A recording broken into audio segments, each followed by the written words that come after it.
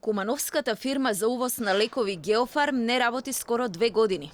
Пропаднатиот обид за подкуп од 10% од приходот што го барале од Агенцијата за увоз на лекови ја пломбирало фирмата, тврди нејзиниот сопственик Маријан Бојковски. Деновите кога му се јавил емисарот за да му ја каже сумата, пријавата во полиција, подготовките од МВР како да се изведе акцијата за да ги фатат митаџиите, инспекциите од Агенцијата за лекови, затворањето на магацините и деновите поминати дево обвинителство, дево полиција, ги памети до минута. Во неврзан разговор ни раскажа се посочувајќи имиња, обвинувајќи дека се работи за организирана група уценувачи кои како вирус се шират во бизнисот со дистрибуција на лекови. Кога ја уклучивме камерата, беше доста внимателен. Се плашите ли дека нешто може да ви се случи, бидејќи... Како да не се плашиш? Не се плашиш. Да ти стои некој 24 месеца истрага, да не знаеш што е, како, до каде. Значи, прашуваме со писма, со ургенции, со дописи, сите одговараат неодредено, вамо, намо, така. Значи, ништо конкретно. Бојковски во 2017 година поднесува барање до Агенцијата за лекови за дозвола за интервентен увоз. Тврди дека поднел комплетна документација, надевајќи се дека без никаков проблем ќе ја добие дозволата. Оти редовно било така. Иако рокот за одобрување е 30 дена, вели, одговор од агенцијата не добил. Конкретно не му кажувале дали е прифатено или отфрлено барањето. На 15 јануари 2018 година му се јавува пријател и бара со него средба во Скопје. Требаше да дам финансиска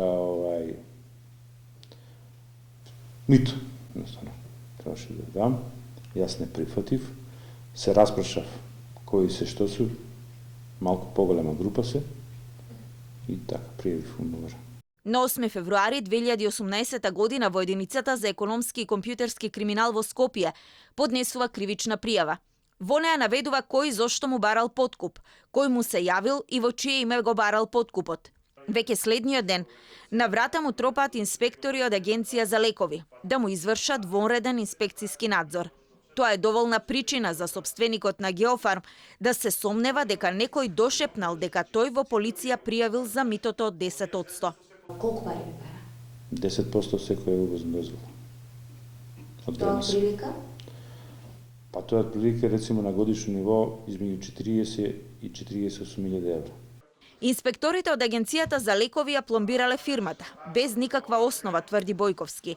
Иако полицијата осмислила акција за подкупот, истата се реализирала, но досега нема одговор зошто никој не е уапсен, па тој самоиницијативно 6 месеци испраќал дописи до обвинителството за да провери до каде е случајот. Во октомври годинава го викаат во организиран криминал за да даде исказ.